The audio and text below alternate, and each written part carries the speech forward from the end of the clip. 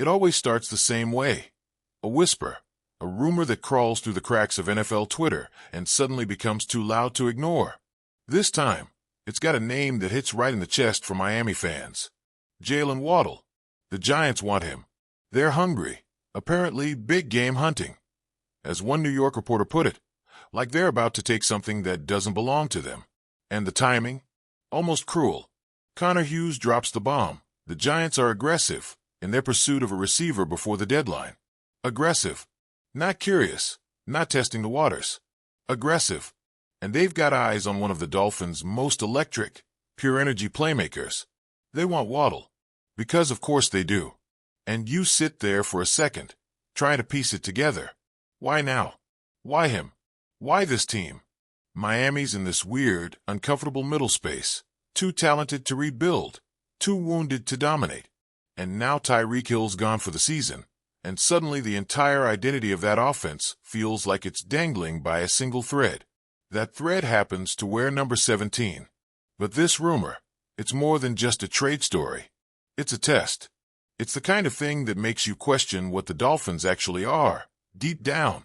Are they chasing something real this season? Or are they about to fold it all up and start over? Because let's be real, if Waddle's name is even floating in trade talks, that's not just front office noise. That's a signal flare. The Giants, on their side, they've got every reason to call. Malik Neighbors is out for the year, and Darius Slayton's hamstring isn't holding up. Rookie quarterback Jackson Dart, talented kid, big arm, has no one to throw to. So the Giants, desperate for momentum, start thinking big. They want a spark, a real receiver, someone who can change everything overnight. They want Waddle. But Miami? Miami trading him right now would feel like tearing the heart out of the offense. It's not even about numbers, though those numbers speak. 29 catches, 390 yards, 3 touchdowns already this season. A guy who's opened his career with 3 straight 1,000-yard seasons. That's not a fluke. That's consistency. That's reliability. That's value. And yet here we are, with the Giants circling, like they smell uncertainty in South Florida. And maybe they're not wrong to smell it, because something about this whole situation feels fragile. Chris Grier, the man at the center of it all, he's the one who built this version of the Dolphins. The fast, flashy, track star offense that made everyone in the league double take last season. But he's also the guy who's had his fair share of questionable calls. And now, if Miami's thinking about trading Waddle, it's not just a roster move. It's a reflection of what they believe they are, or what they think they can't be anymore. Because if you trade Waddle right now, after losing Hill, you're not tweaking the roster. You're detonating it. And maybe that's the thing. Maybe Grier wants to blow it up before someone else blows him out. There's talk that if Grier's allowed to make this trade, it means he's safe. It means ownership is keeping him around, maybe as GM, maybe in some advisor role. But if they don't let him, if they step around him, then you've got chaos. An interim GM making one of the biggest roster decisions in years. That's how franchises spiral. That's how windows close quietly. And then there's the question of value, because everyone's got an opinion on what Waddle's worth. First-round pick? Maybe. Maybe not. It's not as simple as stats or potential. It's about the message. If the Dolphins accept less than a first-rounder, they're not just trading a player, they're admitting defeat. They're saying, we missed our shot, and now we're cashing out. That's not something you come back from easily. And the Giants, man, they'd love that. They'd love to pry Waddle loose for a second-rounder and to throw in, maybe a mid-round pick, maybe a rotational starter. A fair deal, right? But fair doesn't mean smart. Fair doesn't mean right. The Dolphins can't afford fair. Not after everything. Not when the offense still has flashes of what it was supposed to be. Fast, fearless, fun. But you can feel it slipping, can't you? The league moves quick. 1 week you're the team nobody wants to play. And the next, you're the one people start calling for trades. Injuries pile up. Contracts start to suffocate the cap. And suddenly, the window you thought was wide open feels like it's been closing behind you the whole time. So maybe this rumor isn't really about the Giants. Maybe it's about Miami facing that uncomfortable truth. The one no team wants to look in the eye. What are they really? Because if you believe in Tua, if you believe in McDaniel, If you believe in this system, then you don't trade Waddle. You build around him. You fight through the injuries. You find ways to adapt. You show that the next man up mindset actually means something. But if you've lost faith, if you think this roster has peaked, then Waddle's name being out there starts to make sense. And that's the part that hurts the most. Because Jalen Waddle isn't just another player.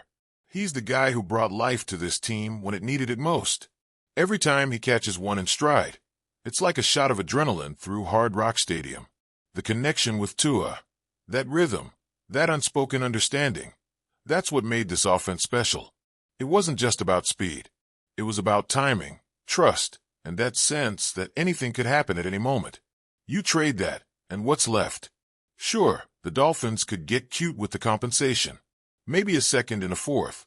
Maybe a package with a player. A safety maybe. A lineman. Something that fills a hole. But there's no player who fills that hole. And you know what else? The Giants aren't the only team that would call. If Miami even hints that Waddle's available, the phones light up across the league. You get the Bills, the Chiefs, the 49ers, teams that smell blood, that know a desperate front office when they see one. Maybe the Eagles. Maybe even the Cowboys. Everyone loves a bargain when it's someone else's chaos. That's how it goes. But the Dolphins can't play that game. Not again. Not after all the talk, all the hype, all the Super Bowl or bust chatter that surrounded this team just months ago. You can't talk about chasing greatness and then sell off your stars when things get tough. That's not culture. That's surrender. So you start wondering, is this just smoke? Or is there fire behind it? Because these kinds of stories don't just appear out of thin air. Someone talks. Someone leaks. Maybe the Giants are using it to stir something. Maybe someone inside Miami wants to test the waters. See how the fan base reacts. See how ownership reacts. If that's the case, then mission accomplished, because everyone's reacting. Everyone's asking the same question. Would they actually do it? And here's the thing. If you even have to ask that, something's already off. Maybe it's the injuries. Maybe it's the cap. Maybe it's the lingering doubt around Tua's ceiling.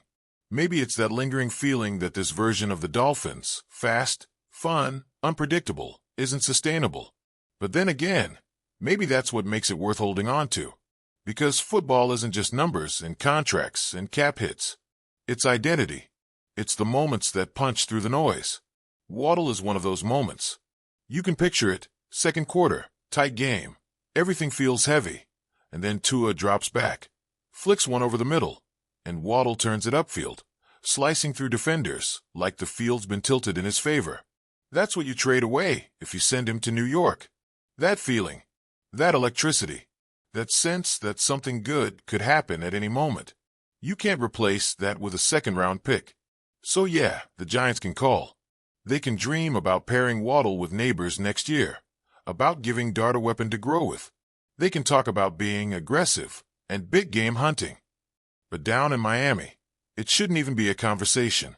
Because once you start answering those calls, you're not just listening, you're doubting. And doubt is poison in this league. If you're going to ride with this team, ride all the way. Don't hedge. Don't look over the fence and wonder what the grass looks like in someone else's yard. This roster was built to win now. And even with the setbacks, it still can. Unless, of course, this front office has already decided it can't. And that's the uncomfortable part, because deep down, maybe they already have. Maybe this rumor isn't about a rebuild in progress, but one that's already begun quietly, behind closed doors. You start to wonder, what if Greer's already planning the next phase? What if he's already calculating the return, already thinking 2 drafts ahead, already knowing that the version of the Dolphins we thought we were watching was never built to last? That's the kind of thought that keeps you up, because you don't rebuild around chaos. You rebuild from conviction. You rebuild from something that still has meaning. And right now, for Miami, that meaning still has a number, 17. If they let that go, if they actually pick up the phone and send him north, it won't just be a trade. It'll be an admission that this chapter is done. And maybe that's the real story here. Not what the Giants want, but what the Dolphins are willing to lose. Because if this rumor turns into reality, then the Dolphins aren't the Dolphins anymore. They're just another team, stuck in the cycle, chasing what they already had and didn't know how to keep. And that's the hardest thing to face.